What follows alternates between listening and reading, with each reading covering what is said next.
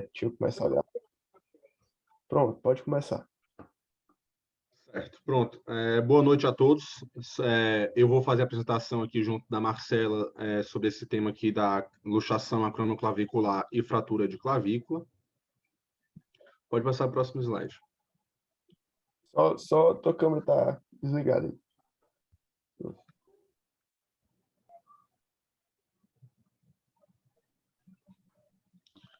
Pronto. Eu vou abordar alguns temas relacionados à luxação acromioclavicular, que no caso seria a minha parte. Entre eles, os conceitos gerais, alguns Só um conceitos. minuto. Vocês estão apresentando a tela? Calma, só um minuto. Foi agora? Peraí. Tenta de novo. Eu tô vendo só uma telazinha pequena aqui. Tá. Vocês estão vendo aí a tela? Pera, foi de novo. Aqui tava, eu Pronto, tava show, vendo aqui. show. Também tá aparecendo também. Pronto, pode ir lá. Pronto, aí os tópicos que eu vou abordar vai ser conceitos gerais, quadro clínico, diagnóstico e tratamento e as classificações. No caso do tratamento e classificações, eu coloquei eles juntos, porque o tratamento aqui, no caso, ele vai depender de acordo com a classificação de gravidade, né, da lesão, de como se deu essa lesão, e vai ser bem individualizado nesse quesito aí. Pode passar.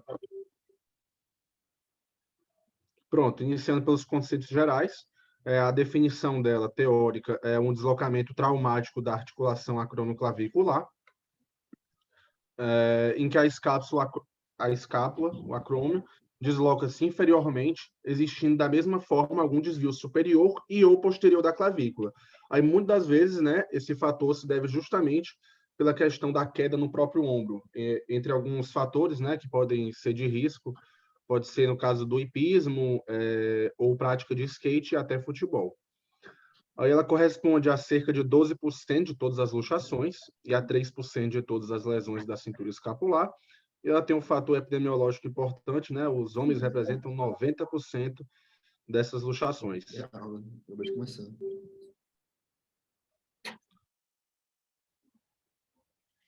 Ela pode ser causada por um mecanismo direto e indireto. No caso, o mecanismo direto ele é muito mais frequente, né, do que o indireto.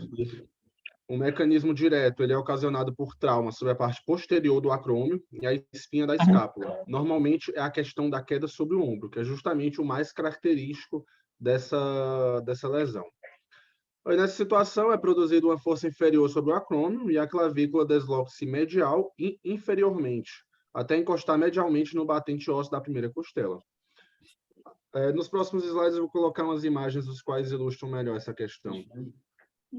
Aí, já no que diz respeito ao mecanismo direto, ele ocorre devido a trauma com o braço em abdução e ligeira flexão. Dessa forma, a força é transmitida ao longo do húmero, cruzando a articulação glenohumeral até o acrômio, produzindo deslocamento superior e medial do acrômio em relação à clavícula. Aí, no caso da anatomia da região, né, justamente para dar uma contextualizada, para saber o que é o fisiológico, o que é o patológico, a articulação acromioclavicular ela é composta pelos ligamentos acromioclaviculares, que ligam o acrômio à clavícula, e pelos ligamentos coracoclaviculares, que ligam o osso coracoide à clavícula. Aí, nessa imagem abaixo, eu coloquei um raio-x, uma radiografia simples, que no caso ele mostra o fisiológico. Isso daí está fisiológico, saudável, não está com a luxação na esquerda aí, e na imagem à direita é justamente uma ilustração, né, da parte anatômica com os ligamentos acromioclaviculares e coracoclaviculares. E no caso são esses ligamentos que muitas vezes acabam sendo lesados. Aí o quadro clínico. A história clínica de queda sobre o ombro está quase sempre presente, embora possa ocorrer por outras situações, entre elas pode ser até por trauma direto, o trauma de contato mesmo. E o exame físico, ele demonstra dor local, dificuldade para levar o membro superior, escoriações e ou equimose local. Mas o mais característico de tudo, principalmente em graus mais elevados, no tipo 4, 5 e 6, é justamente a questão do sinal da tecla. Que o sinal da tecla é justamente essa proeminência, essa superiorização da clavícula.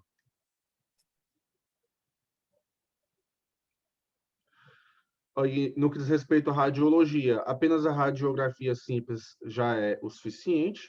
De preferência, a gente faz a incidência de exame que é bilateral, realizada em um raio-x em posição antero-posterior, e o peso, no caso, é dispensável. O peso aqui, no caso, seria possíveis pesos que seriam colocados no punho para aumentar a distância entre as estruturas no ombro e poder aumentar a acurácia, mas segundo as referências que eu peguei, a ciência, ela mostrou que, nesse caso, não teria uma significativa importância, pode-se assim dizer.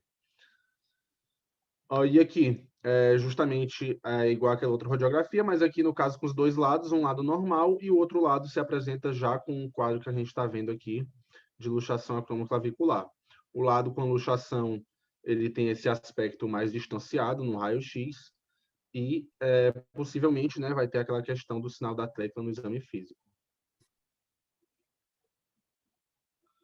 Aí o tratamento ele varia de acordo com a classificação, por isso que antes de você realizar o tratamento, seja ele cirúrgico ou conservador, é necessário fazer essa análise da classificação.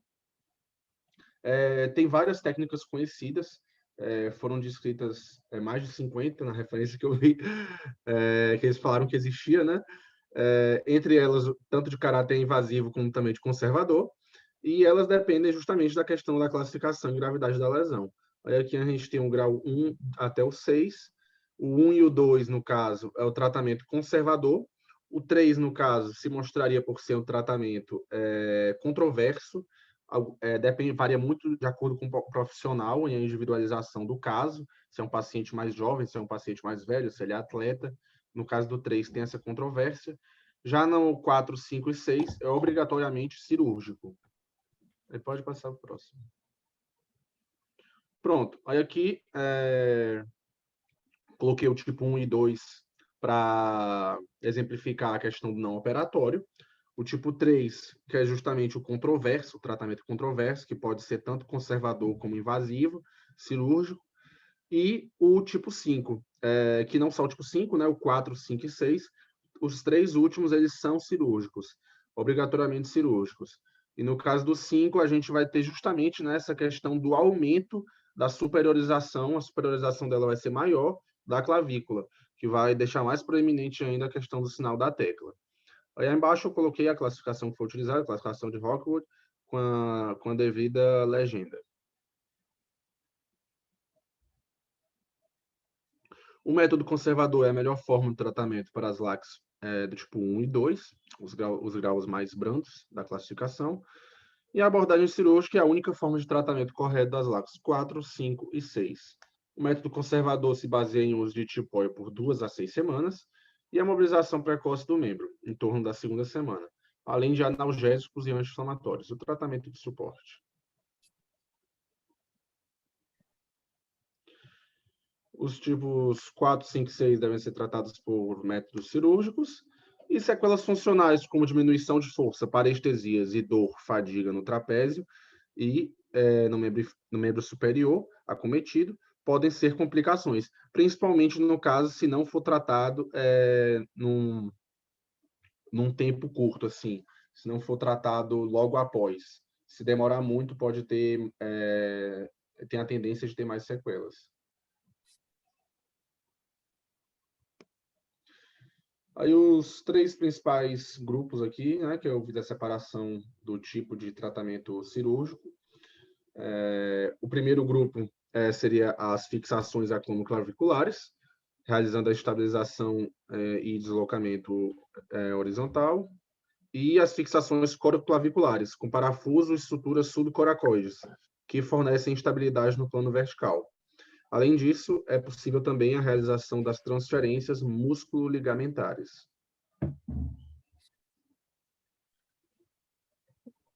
Acho que já começou a minha parte, então. Isso. Certo. Oi, gente, boa noite. Sou a Marcela e vou falar um pouco sobre a fratura de clavícula. Vou apresentar esses 5 tópicos que eu achei mais pertinentes para a gente ter uma ideia melhor sobre o assunto. Então, a fratura de clavícula, ela é o tipo mais comum de fratura relacionada à cintura escapular, mas no contexto geral de traumas e fraturas, representa 2 a 3% das fraturas gerais, e tem vários mecanismos de trauma, sendo eles os traumas diretos e os traumas indiretos. E o trauma direto e indireto é mais relacionado à queda com a mão estendida, que vai fazer a relação dos vetores, que vai acabar fraturando a clavícula. E a gente tem também algumas lesões não traumáticas causadas pelo estresse ou depois do uso da fita de Merseylane para o tratamento cirúrgico da luxação da cromoclavicular. Como também a gente pode ter as fraturas obstétricas com a compressão da clavícula contra a sínfise púbica da mãe, né, durante o parto normal. E essa última, de obstétrica, é mais relacionada aos homens e e na clavícula direita. E assim, a classificação de Allman-Craig, ele meio que, tipo assim, divide as fraturas com base a posição anatômica, tipo, da clavícula, que a clavícula é dividida em 3 terços, e eles classificaram justamente assim, sendo a classe A, envolvendo o terço médio, que é o tipo mais comum, 80% dos casos, que vai ter o deslocamento do segmento proximal para em cima do músculo esternocleidomastóide, podendo ter até o acometimento de vasos subclávios.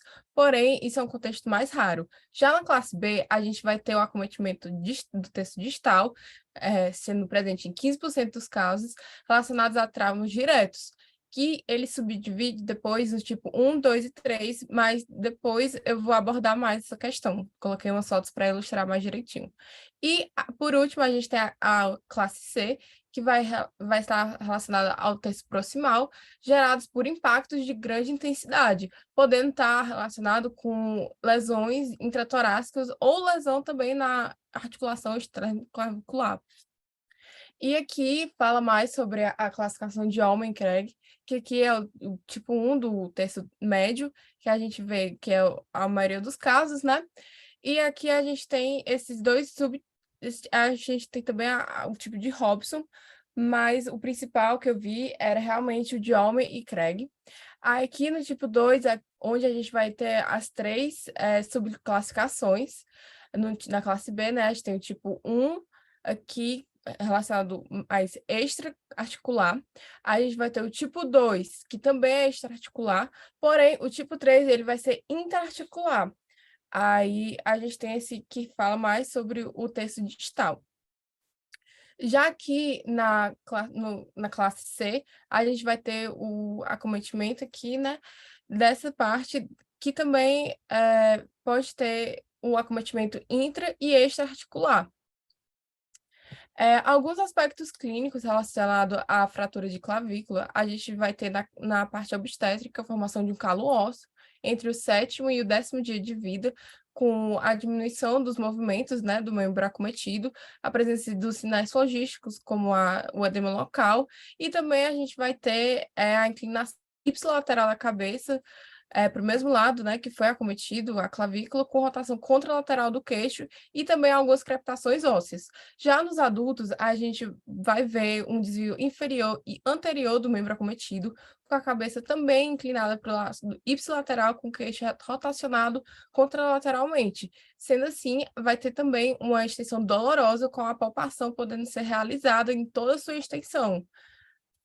Aí, a gente pode ter algumas lesões associadas à fratura, como as esqueléticas, como a luxação externo-clavicular ou acromoclavicular, a fratura do processo coracoide, a fratura da primeira costela e a dissociação escápulo-torácica, e também a gente pode ver, né, no caso, o ombro flutuante. E algumas mais relacionadas à classe C, que você dá realmente daqueles impactos de grande intensidade, a gente pode ter o pneumotórax e o hemotórax, e também a gente vai ter podemos ter acometimentos nervosos relacionados ao plexo braquial, porque ele vai ter sua origem bem próxima à clavícula, né? E porque ele vai passar por lá em cima, e também a gente pode ter algumas complicações vasculares relacionadas a fratura, como laceração, oclusão, vasoespasmo ou compressão aguda, devido justamente porque a clavícula ela vai ficar desviada e vai ter esse acometimento dos vasos, sendo os de maiores incidência a artéria subclávia, a veia subclávia e a jugular interna. E assim, para diagnosticar a fratura, né, de clavícula, a gente pode fazer uma radiografia simples, sendo a incidência AP a preferível, como também a gente pode fazer a inclinação cefálica em 45 graus, como também a gente pode fazer com a incidência cefálica, desculpa, eu esqueci de colocar, com a inclinação de 40 graus, sendo assim, eles fazem esse segundo tipo de radiografia, mais quando tem as fraturas proximal na clavícula. Já a tomografia computadorizada é mais preferível nos casos de fraturas proximais ou distais, sendo também uma forma de descartar outras lesões ósseas que podem vir estar associadas ao quadro clínico da fratura.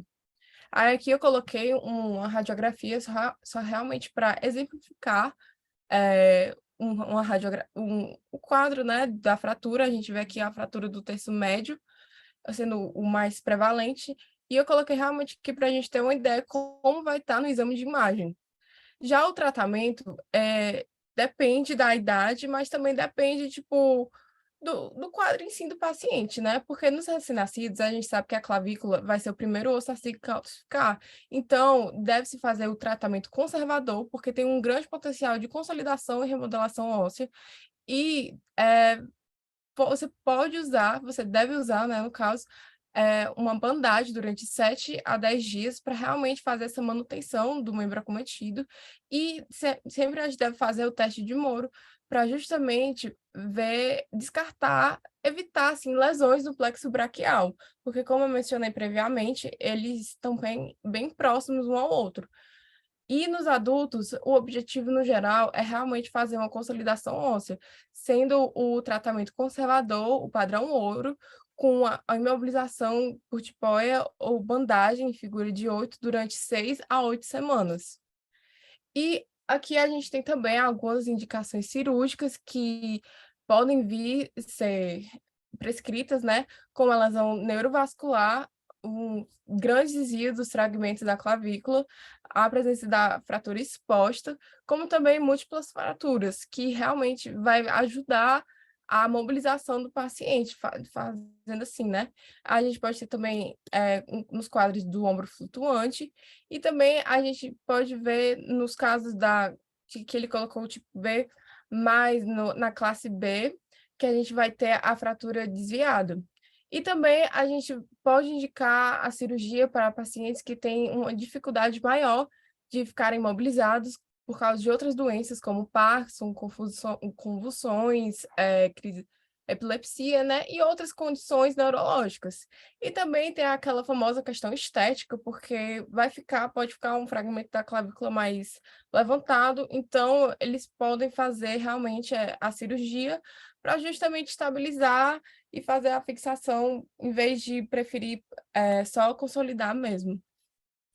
E algumas complicações associadas à fratura, a gente pode ter a compressão da artéria carótida e também da artéria e veia subclave e também do plexo braquial, devido à presença de um calo ósseo exuberante ou também pelo desvio da fratura da clavícula com a diminuição do espaço costo-clavicular.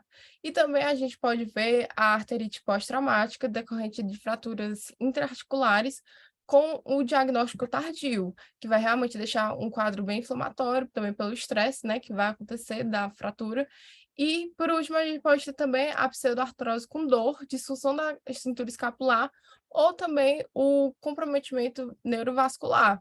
Foram algumas complicações que eu achei pertinente de colocar, porque elas podem estar relacionadas tanto ao quadro em si, como também, tipo, a gente pode ver no cenário cirúrgico. Então, é muito importante pontuá-las. Essas aqui foram algumas referências que eu usei e obrigada pela atenção.